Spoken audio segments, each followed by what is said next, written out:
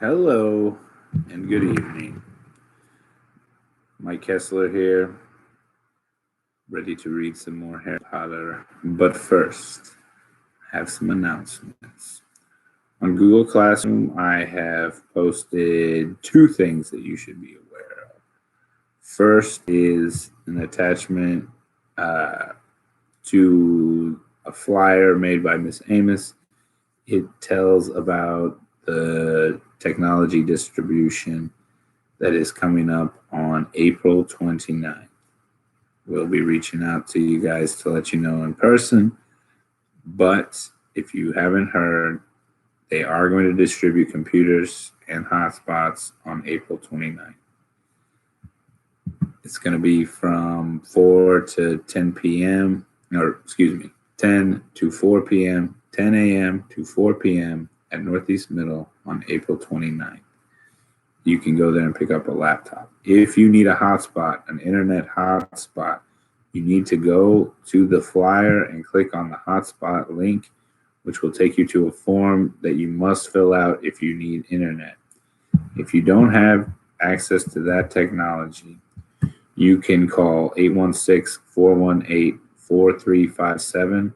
That's the help desk number. I'll repeat that, 816-418-4357. And they can fill it out for you so that you make sure you reserve a hotspot. Do that as soon as possible. They have a limited number of them, but they will be passing out hotspots and computers on April 29th at Northeast Middle from 10 a.m. to 4 p.m. So good news. If you need a computer, or if your computer's kind of old and clunky and unreliable, like my personal computer is, then go get one. Okay? Have something nice to do your work on. Maybe you share one with some siblings. Go get one so that you have your own personal computer. You can be like, no, I'm not sharing. This is my school laptop. I need it. And that will be your personal computer. Also, get the hotspot if you need it. Let's see what else. Okay. Also, I've put another little announcement on Google Classroom where you can apply for Avid. If you're thinking about it, curious about it, go look at that application, see if you can fill it out, and send it in. It's a great class. It gives a lot of assistance for your other classes, but it also teaches valuable skills and educates you about college and gives you college preparatory skills. It's great. All right, I can't recommend it highly enough. You do not need a teacher recommendation. There's a form on there for that. Don't worry about that part. Or just write Mr. Kessler's name on there. I'll vouch for you.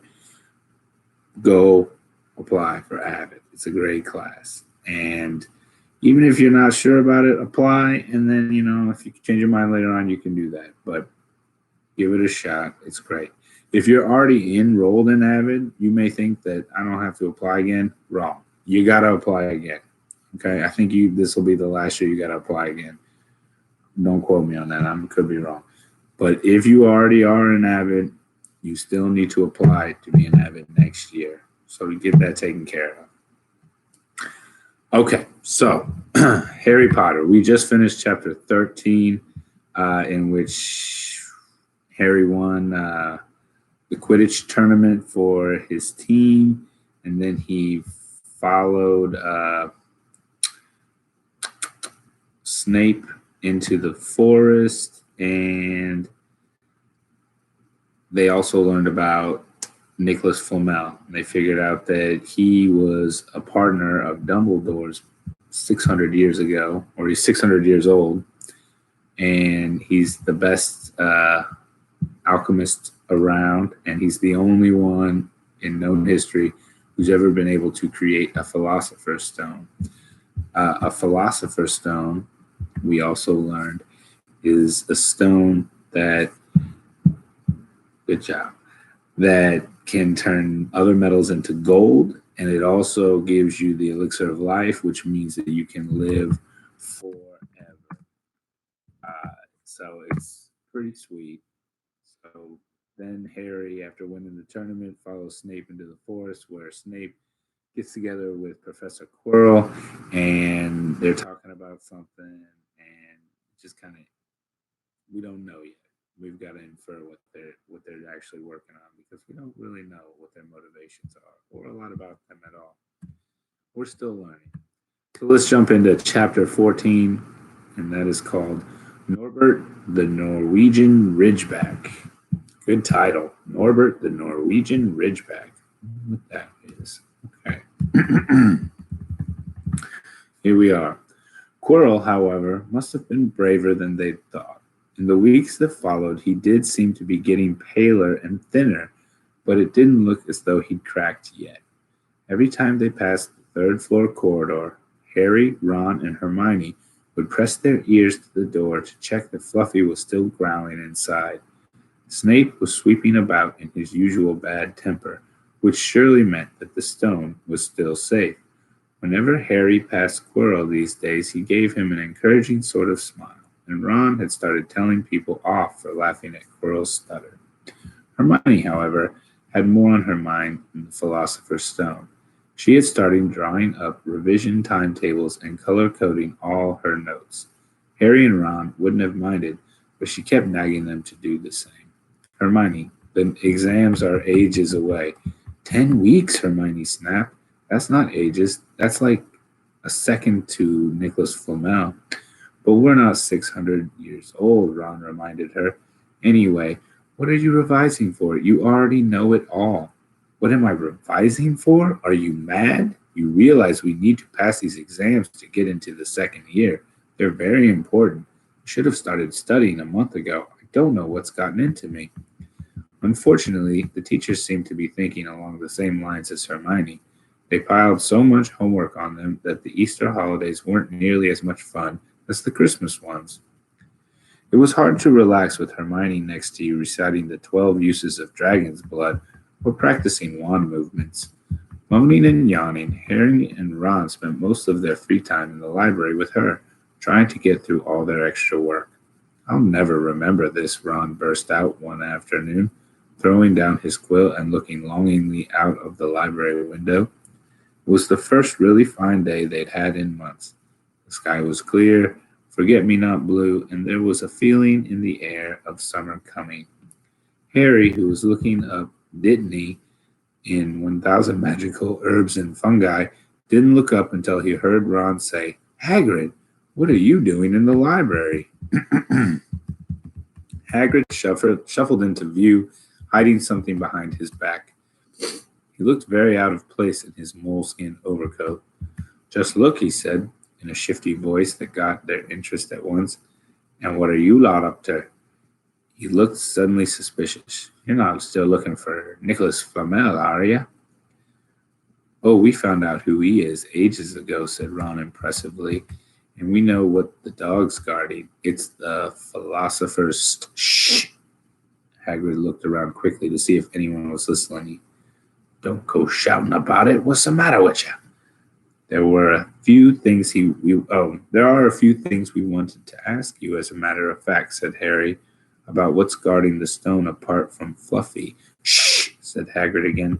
Listen, come and see me later. I'm not promising I'll tell you anything, mind, but don't go rabbiting about in there. Students aren't supposed to know. They'll think I told you. See you later then, said Harry. Hagrid shuffled off. What was he hiding behind his back? Said Hermione thoughtfully. Do you think it was anything to do with the stone? I'm going to see what section he was in, said Ron, who had enough of work. He came back a minute later with a pile of books in his arms. He slammed them down on the table. Dragons, he whispered. Hagrid was looking up stuff about dragons. Look at these. Dragon species of Great Britain and Ireland. From Egg to Inferno. The Dragon Keeper's Guide. Hagrid's always wanted a dragon. He told me so the first time I ever met him, said Harry. But it's against our laws, said Ron. Dragon breeding was outlawed by the Warlocks Convention of 1709. Everyone knows that. It's hard to stop muggles noticing us if we're keeping dragons in our back garden. Anyway, you can't tame dragons. It's dangerous. You should see the burns Charlie's got off wild ones in Romania. But there aren't wild dragons in Britain. But there aren't wild dragons in Britain, said Harry. Of course there are, said Ron. Come on, common Welsh green and Hebridean blacks. The mystery of magic has a job hushing them up, I can tell you. Our lot have to keep putting spells on muggles who spotted them to make them forget. So what on earth is Hagrid up to? Said Hermione. When they knocked on the door of the gamekeeper's hut an hour later, they were surprised to see that all the curtains were closed. Hagrid called, "Who is it?" before he let them in and then shut the door quickly behind them. It was stifling hot inside. Even though it was such a warm day, there was a blazing fire in the grate. Hagrid made them tea and offered them stout sandwiches, which they refused. "So, you wanted to ask me something?" "Yes," said Harry. There was no point beating about the bush. "We were wondering if you could tell us what's guarding the Philosopher's Stone apart from Fluffy." Hagrid frowned at him. "Of course I can't," he said. "Number one, I don't know myself. Number two, you know too much already. So I wouldn't tell you if I could. That stone's there for a good reason. It was almost stolen out of Gringotts. I suppose you worked out that and all. Beats me how you even know about Fluffy." "Oh, come on, Hagrid. You might not want to tell us, but you do know.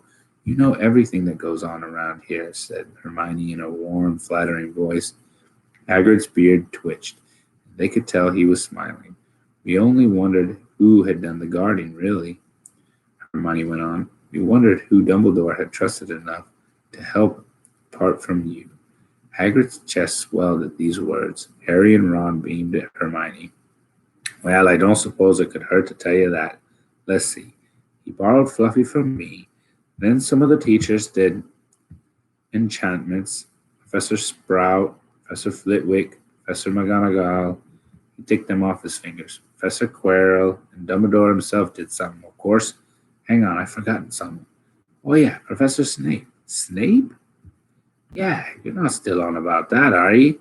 Look, Snape helped me protect the stone. He's not about to steal it." Harry knew Ron and Hermione probably knew everything, except, it seemed, Quirrell's spell, how to get past Fluffy. "You're the only one who knows how to get past Fluffy, aren't you, Hagrid?" said Harry anxiously. "You wouldn't tell anyone, would you? Not even one of the teachers." "Not a soul knows except me and old Dumbledore," said Hagrid proudly. "That's something," Harry muttered on to the others. "Hagrid, can we have a window open? I'm boiling." "Can't, Harry. Sorry," said Hagrid. Harry noticed him glance at the fire. Harry looked at it, too. "Hagrid, what's that?" But he already knew what it was. In the very heart of the fire, underneath the kettle, was a huge black egg. "Ah," said Hagrid, fiddling nervously with his beard. "That's her." "Where'd you get that, Hagrid?" said Ron, crouching over the fire to get a closer look at the egg. "It must have cost you a fortune." "Won it," said Hagrid, "last night. I was down in the village having a few drinks and got into a game of cards with a stranger. I think he was quite glad to get rid of it, to be honest." "But what are you going to do with it when it's hatched?" said Hermione. "Well, I've been doing some reading," said Hagrid, pulling a large book from under his pillow. Got this out of the library. Dragon breeding for pleasure and profit. It's a bit out of date, of course, but it's all in there. Keep the egg in the fire, because their mothers breathe on them, see? And when it hatches, feed it a bucket of brandy mixed with chicken blood every half hour. And, see here, how to recognize different eggs. That I got there's a Norwegian Ridgeback. They're rare, them." He looked very pleased with himself, but Hermione didn't. "Hagrid, you live in a wooden house," she said. But Hagrid wasn't listening. He was humming merrily as he stoked the fire. So now they had something else to worry about. What might happen to Hagrid if anyone found out he was hiding an illegal dragon in his hut? "Wonder what it's like to have a peaceful life," Ron sighed. As evening after evening they struggled through all the extra homework they were getting. Hermione had now started making revision timetables for Harry and Ron, too. It was driving them mad. Then, one breakfast time, Hedwig brought Harry another note from Hagrid. He had written only 2 words, "It's hatching." Ron wanted to skip hermology and go straight down to the hut. Hermione wouldn't hear of it. "Hermione, How many times in our lives are we going to see a dragon hatching? We've got lessons. We'll get into trouble. And that's nothing to what Hagrid's going to be in when someone finds out what he's doing. Shut up, Harry whispered. Malfoy was only a few feet away. He had stopped dead on to listen. How much had he heard? Harry didn't like the look on Malfoy's face at all. Ron and Hermione argued all the way to herbology, and in the end, Hermione agreed to run down to Hagrid's with the other two during morning break.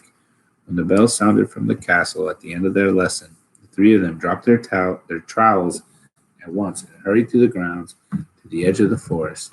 Hagrid greeted them, looking flushed and excited. It's nearly out. He ushered them inside. The egg was lying on the table. There were deep cracks in it. Something was moving inside. A funny clicking noise was coming from it. They all drew their chairs up to the table and watched with bated breath. All at once there was a scraping noise and the egg split open. The baby dragon flopped onto the table. It wasn't exactly pretty. Harry thought it looked like a crumpled black umbrella. Its spiny wings were huge compared to its shiny, skinny jet body. It had a long snout and wide nostrils, stubs of horns, and bulging orange eyes. It sneezed. A couple of sparks flew out of its snout. Isn't he beautiful? Hagrid muttered. He reached out a hand to stroke the dragon's head. It snapped at his fingers, showing pointed fangs. Bless him, look, he knows his mummy, said Hagrid.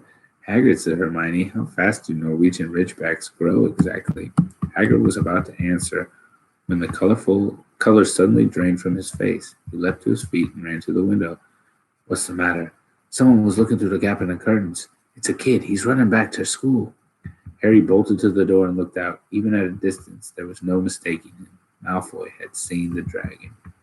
Something about the smile lurking on Malfoy's face during the next week made Harry, Ron, and Hermione very nervous. They spent most of their free time in Hagrid's darkened hut, trying to reason with him. Just let him go, Harry urged. Just let him go, Harry urged. Set him free. I can't, said Hagrid. He's too little. He'd die. They looked at the dragon. It had grown 3 times in length in just a week. Smoke kept furling out of its nostrils. Hagrid hadn't been doing his game-keeping duties because the dragon was keeping him so busy. There were empty brandy bottles and chicken feathers all over the floor. I've decided to call him Norbert, said Hagrid, looking at the dragon with misty eyes. He really knows me, watch. Norbert, where's Mummy? He's lost his marbles, Ron muttered in Harry's ear. Hagrid, said Harry loudly, give it a fortnight, and Norbert's going to be as long as your house. Malfoy could go to Dumbledore at any moment. Hagrid bit his lip. I know I can't keep him forever, but I just can't dump him. I can't. Harry suddenly turned to Ron. Charlie, he said. You're losing it too, said Ron. I'm Ron. You're losing it too, said Ron. I'm Ron, remember? No, Charlie, your brother, in Romania, studying the dragons. We could send Norbert to him. Charlie can take care of him and then put him back in the wild. Brilliant, said Ron. But how about Hagrid?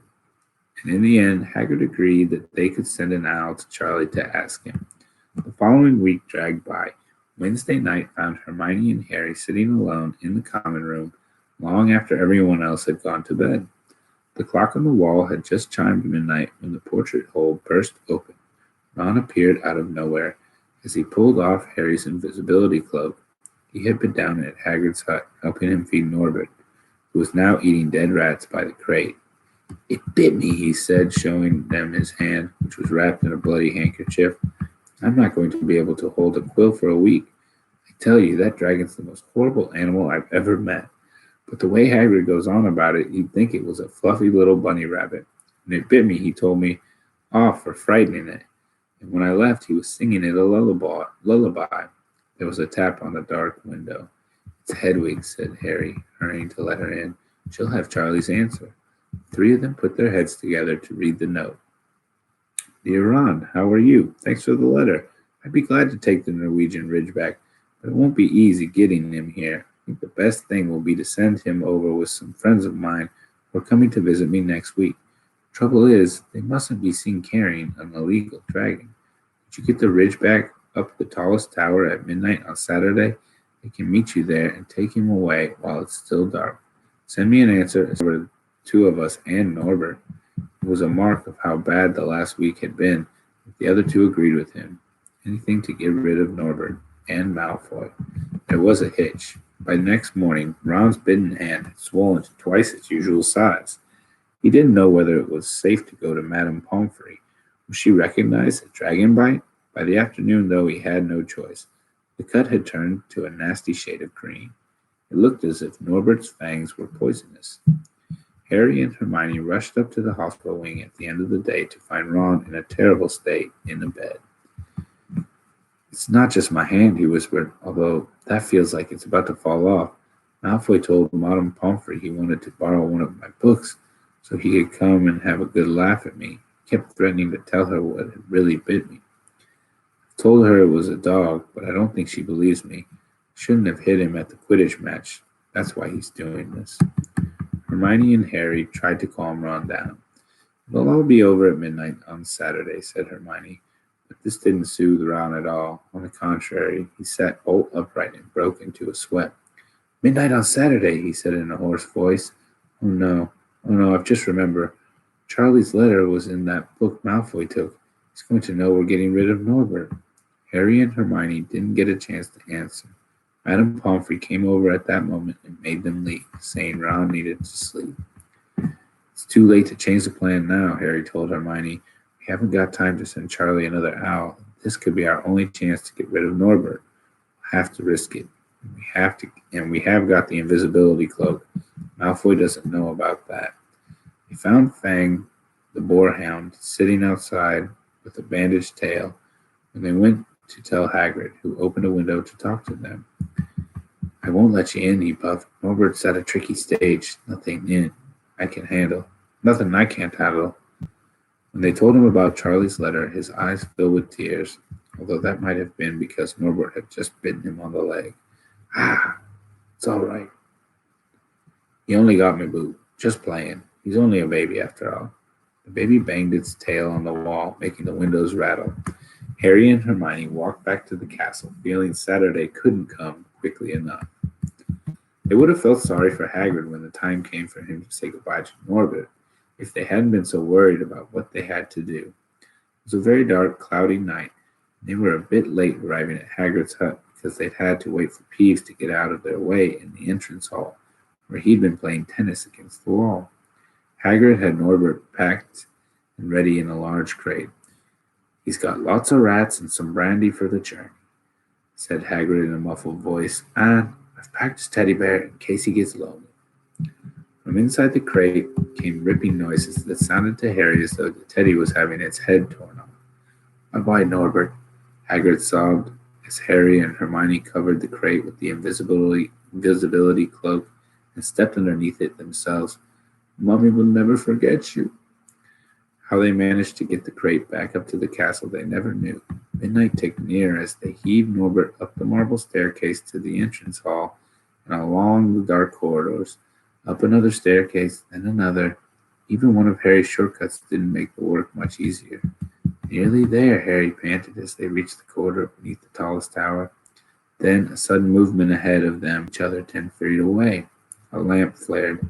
Professor McGonagall in a tartan dressing gown and a hairnet had Malfoy by the ear. Detention, she shouted, and 20 points from Slytherin. Wandering around in the middle of the night, how dare you? You don't understand, Professor. Harry Potter's coming. He's got a dragon. What utter rubbish. How dare you tell such lies? Come on, I shall see Professor Snape about you, Malfoy. The steep spiral staircase up to the top of the tower seemed the easiest thing in the world after that. Not until they stepped out into the cold night air did they throw off the cloak, glad to be able to breathe properly again. Hermione did a sort of jig. Malfoy's got detention. I could sing. Don't, Harry advised her. Chuckling about Malfoy, they waited, Norbert thrashing about in his crate. About 10 minutes later, 4 broomsticks came swooping down out of the darkness. Charlie's friends were a cheery lot. They showed Harry and Hermione the harness they'd rigged up, so they could suspend Norbert between them.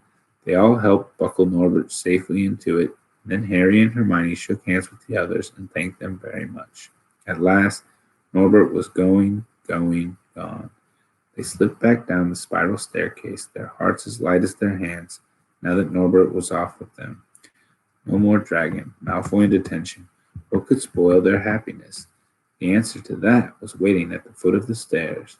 As they stepped into the corridor, Filch's face loomed suddenly out of the darkness. Well, well, well, he whispered. We are in trouble.